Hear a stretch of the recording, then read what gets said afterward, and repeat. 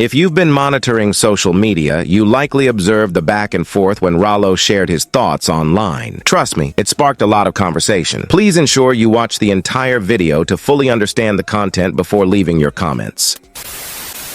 Criminal enterprise stretching from Atlanta to Detroit and several other states. The story of Big Meech, who headed up the Black Mafia family, is also the source of a popular TV show that has been filmed right here in Atlanta. And this week, after serving nearly 20 years in prison for racketeering, drug dealing, and running a criminal enterprise, he is out of prison. Demetrius Flannery and his brother Terry ran one of the country's largest drug operations during the late 80s, 90s, and early 2000s. The pair had hundreds of employees, generated hundreds of millions of dollars, and even had a successful record label and magazine. But in 2006, the brothers were indicted in a federal RICO case originating out of Georgia. In 2020, Terry Flannery was released, and just this week, Big Meech was released from prison. He will serve the remainder of his sentence at a halfway house. I'm not discrediting none of the big homies for, what they did in these streets.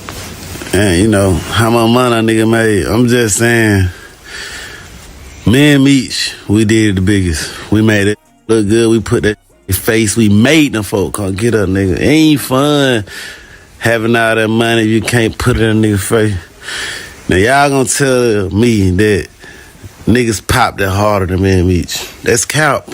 That's cap. I was the first young nigga in the city of Atlanta with a Lamborghini at such a young age. Bought his whole community. Had tons and tons of money on planes and jets. So look, I ain't discrediting on there. I ain't been cocky or nothing. But man, Meech, we did it the biggest. We had fun, nigga.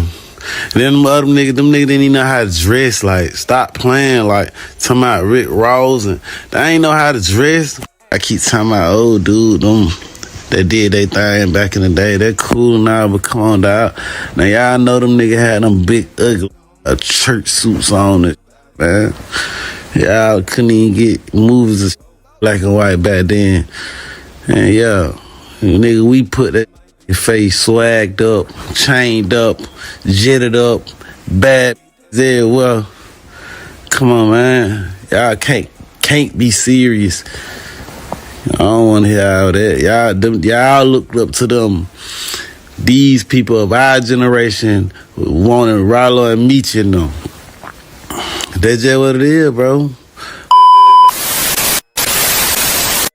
Rallo is one of those guys who can make you laugh even when he's not trying to be funny. His delivery, his way of expressing his opinions, it's unique and it keeps people tuned in. But I'm not laughing at the situations he talks about, it's just the way he says things that gets me. And when he speaks, people listen, even if they don't always agree. Now, last week, the internet exploded when news broke that Big Meech was released after serving almost 20 years in prison. He was sentenced to 30, but now he's out, with the last 5 years on house arrest. And with the hype around the BMF series, this story has hit the mainstream like never before. Big Meech's name is back in everyone's mouths. His legacy, his influence, and the controversy surrounding him. Now, Rallo hopped on Twitter the other day and dropped this message: "The streets is dead, OG. Get this legal money and stay out these people's way. Don't even worry about what people say. Most of these so-called street dudes ain't even made $1 million out the dope game, but always talking street stuff." His tweets spread everywhere, with people sharing and reposting it, while others hit the comments to let him know what they thought. And as always, Rallo didn't back down. He doubled down, owning every word. I get where Rallo's coming from. He's always tried to look out for his community, whether it's giving back, feeding the homeless, or providing free housing. He's done things that many people respect him for.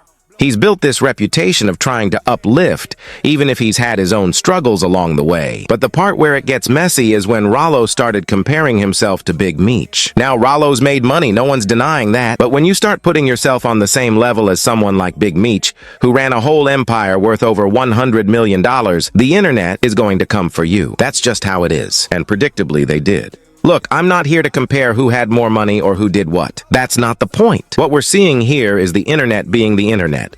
Quick to react, quick to judge, and quick to voice their own opinions. And Rallo knows that. He's always been that guy who'll speak his mind and let the world know exactly how he feels. But he also knows that the backlash comes with it. It's part of the game. At the end of the day, Rallo can say what he wants, and people can react how they want. It's all part of the conversation. But let's be real. Big Meech doesn't need advice from anyone. especially after serving that much time and coming back out to a whole new world. He's got his own story, his own experiences that most of us couldn't even begin to understand. And maybe that's the takeaway here. Instead of trying to compare or tear each other down, it's about learning from those stories. It's about understanding the different paths people take and figuring out what lessons we can take from them. Whether it's from Rallo's perspective of giving back or Big Meech's legacy, however complicated it might be. So where does this leave us? Well, for one, it's clear that these conversations are deeper than just social media debates. They're about the choices people make, the impact they leave behind,